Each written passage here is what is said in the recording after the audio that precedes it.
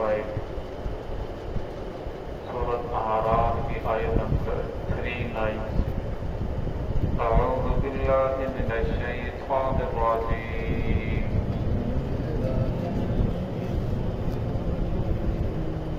बिस्मिल्लाहिर रहमानिर रहीम।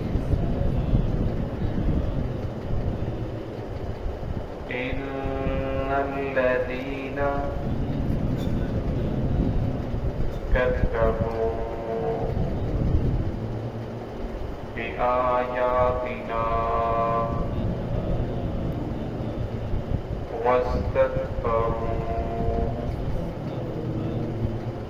अन्हा ला तुफ़त्तहु लहुम अब्वाबुस समाई वला यदखुलूनल जन्नता हत्ता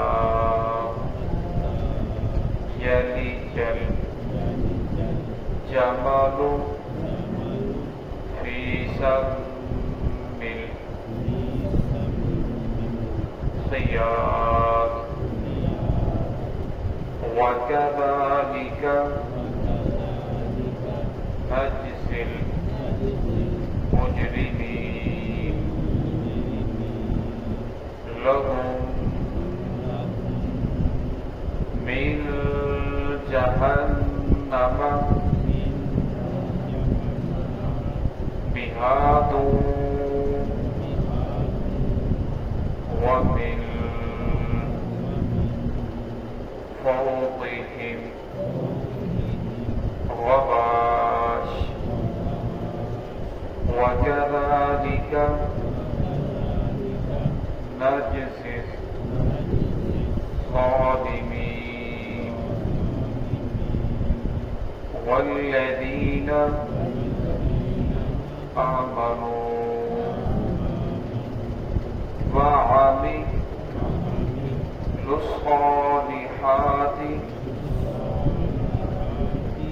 ला नुकल्लिफु नफ्सन इल्ला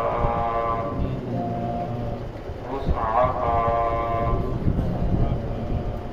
उलाइक अस्हाबुल जन्नह हुम फीहा खालिदून। बिस्मिल्लाहिर्रहमानिर्रहीम। इन्नल्लज़ीना कज़्ज़बू बिआयातिना वस्तकबरू अन्हा ला तुफ़त्तहु लहुम अबवाबुस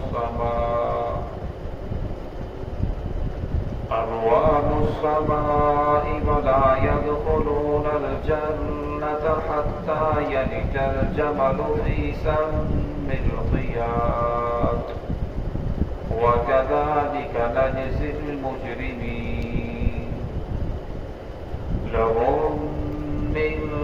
जहन्नम मिहादुन व मिन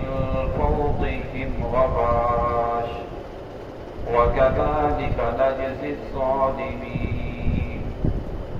वल्लज़ीन आमनू वअमिलुस्सालिहाति ला नुकल्लिफु नफ्सन इल्ला वुस्अहा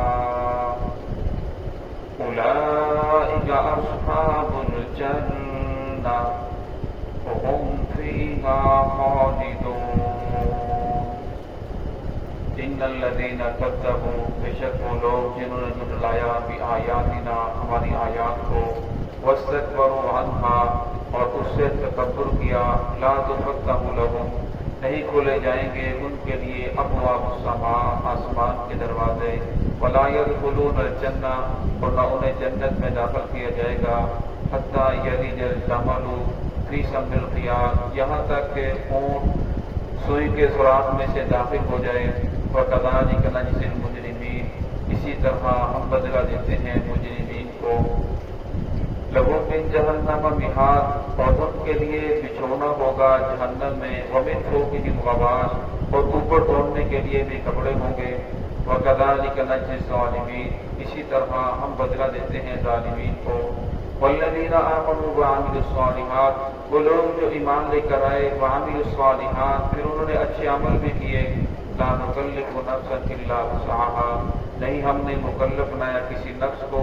الا وسعها، مگر اس کی وسعت کے مطابق، اس کی طاقت کے مطابق۔ اولئک اصحاب الجنہ،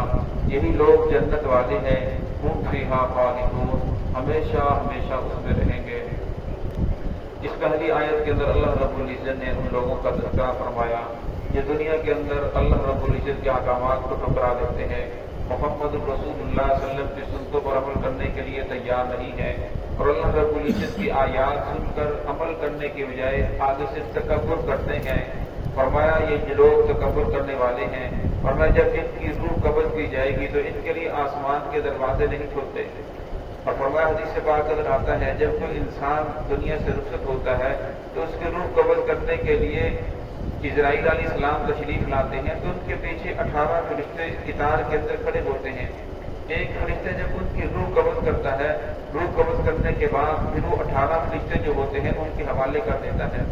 اور فرمایا اگر وہ نیک آدمی ہوتا ہے تو اس کی روح قبض کرنے کے لیے جنت سے اعلیٰ قسم کا جوڑا لایا جاتا ہے، اعلیٰ قسم کا کپڑا لایا جاتا ہے، اس کپڑے کے اندر اس کی روح کو لپیٹا جاتا ہے، پھر روح کو لپیٹ کر آسمان پر وہ فرشتے لے کر چڑھتے ہیں۔ پہلے آسمان پہ چڑھتے ہیں، دروازہ کھٹکھٹاتے ہیں، کون ہے؟ فلاں بن فلاں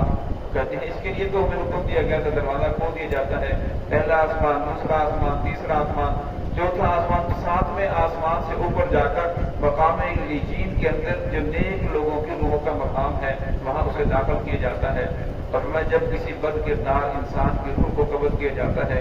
اس کے لیے پھر جہنم کا ٹانٹ لایا جاتا ہے، پھر فرشتے اس کے چہرے پر مارتے ہیں، اس کی پشتوں کے اوپر مارتے ہیں، اور بڑی بے سختی کے ساتھ، بے دردی کے ساتھ اس کی روح قبض کی جاتی ہے۔ پھر روح قبض کرنے کے بعد پھر ان 18 فرشتوں کے حوالے کیا جاتا ہے، پھر وہ روح کو لے کر آسمان پر چڑھتے ہیں، آسمان کا دروازہ کھٹکھٹاتے ہیں، لیکن فرمایا اس روح کے لیے آسمان کا دروازہ نہیں کھلتا۔ پھر وہیں سے اس روح کو زمین کی طرف پھینک دیتے ہیں، پھر ساتوں زمین کے نیچے مقام سجین ہے، وہاں اس روح کو داخل کیا جاتا ہے، لیکن روح کا جسم کے ساتھ تعلق ہوتا ہے۔ پھر فرشتے آتے ہیں، اس سے سوالات جوابات شروع ہو جاتے ہیں۔ تو یہاں اس آیت سے یہ ثابت ہوا کہ آسمان کے دروازے ہیں، ان دروازوں سے فرشتے آتے جاتے ہیں، اور ان دروازوں سے نیک لوگوں کے اعمال اوپر جاتے ہیں، اور ان دروازوں سے اللہ رب العزت کی رحمتیں نیچے اترتی ہیں۔ تو پھر فرمایا کہ جو لوگ نیک ہوں گے، فرمایا ان کے لیے اللہ رب العزت یہاں بڑا مقام ہوگا، بڑے مراتب ہوں گے، اور جو انسان برا ہوگا، فرمایا جب اس کی روح قبض کی جاتی ہے اسی وقت سے اس کے اوپر عذاب سزا شروع ہو جاتی ہے۔ تو اللہ نے شاہ فرمایا لا يدخلوا ولا يدخلون الجنہ، فرمایا یہ لوگ جنت کے اندر داخل نہیں ہوں گے۔ پھر آگے مثال دی حتی یلج الجمل، یہاں تک کہ اونٹ فی سم الخیاط، سوئی کے ناکے سے داخل ہو جائے۔ اللہ رب العزت کے لیے کوئی مشکل نہیں، اونٹ کو بجائے ہاتھی کو بھی سوئی کے جو ناکا ہے اس کے گزار دے سوراخ سے، لیکن یہ ان بندوں کو سمجھانے کے لیے اگر کسی کو کہا جائے کہ اس اونٹ کو سوئی کے سوراخ سے گزار دے، وہ کہے کہ یہ تو ممکن نہیں، یہ ایسا ہو نہیں سکتا۔ تو اللہ رب العزت نے بندوں کو سمجھانے کے لیے جس طرح اونٹ سوئی کے سوراخ سے تم گزار نہیں سکتے، اس طرح فرمائے یہ لوگ تکبر کرنے والے ہیں، اللہ رب العزت کی آیات کو جھٹلانے والے ہیں، اور اپنی رائے کو حق سمجھنے والے ہیں، دین الہی کے مقابلے میں اپنی رائے کو سمجھتے ہیں۔ یہ تو بات دل کو نہیں لگتی، یہ کیسی بات ہے، یہ کیسا دین ہے جو عقل کے اندر نہیں آ رہا۔ ورنہ پھر وہ اس طرح کی باتیں کر کے تکبر کرتے ہیں۔ فرمایا جس طرح اونٹ سوئی کے ناکے سے سوراخ سے نہیں گزر سکتا، فرمایا اس طرح یہ لوگ بھی جنت کے اندر داخل نہیں ہو سکتے۔ انسان کی محدود سی زندگی ہے، 50 سال، 60 سال، 100 سال بھی اگر ہو جائے تو پھر بھی آخرت کے مقابلے بہت محدود زندگی ہے۔ اور میں دنیا کے اندر اللہ رب العزت نے انسان کو اختیارات دیے ہیں، زندگی دی ہے، پھر انسان کو فرمایا کہ یہ سیدھا راستہ ہے، یہ محمد رسول اللہ صلی اللہ علیہ وسلم کا طریقہ ہے، یہ شیطان کا طریقہ ہے، یہ رحمان کا طریقہ ہے۔ رحمان کے طریقے پر چلو گے تو کامیاب ہو جاؤ گے، محمد رسول اللہ صلی اللہ علیہ وسلم کے طریقوں پہ چلو گے تو اسی کے اندر کامیابی ہے۔ اگر محمد رسول اللہ صلی اللہ علیہ وسلم کے طریقے کو چھوڑ دیا تو پھر تمہارے لیے ناکامی ہے۔ اب انسان کا دنیا کے اندر امتحان ہے، اب وہ کون سا راستہ اختیار کر رہا ہے، کس راستے کے اوپر چلنا چاہتا ہے، کس راستے کو اچھا سمجھ رہا ہے، ورنہ یہ انسان کے اوپر اللہ رب العزت نے چھوڑ دیا، انسان کو اختیار دے دیا اپنے اختیار سے جس راستے پر چلنا چاہے۔ اللہ رب العزت زبردستی نہ کسی انسان کو جنت کے اندر داخل کرتے ہیں، نہ جہنم کے اندر داخل کرتے ہیں، نہ زبردستی کسی کو پکڑ کر سیدھے راستے کے اوپر لے کر آتے ہیں، نہ زبردستی کسی آدمی کو پکڑ کر گمراہی کے اوپر ڈالتے ہیں، بلکہ فمن شاء فلیؤمن ومن شاء فلیکفر، جس کا جی چاہے ایمان لے کر آئے، جس کا جی چاہے کفر اختیار کرے۔ نولیہ ما تولی، ہم نے تو فرمایا جو انسان جس راستے کے اوپر چلتا ہے ہم اس کے لیے وہی راستہ آسان کر دیتے ہیں۔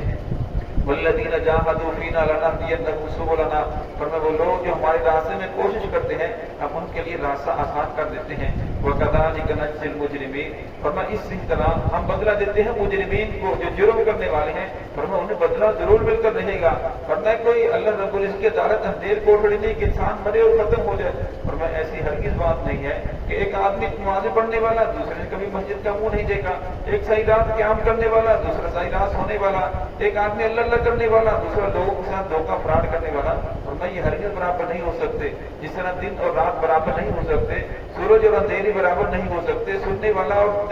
بہرا جو ہے وہ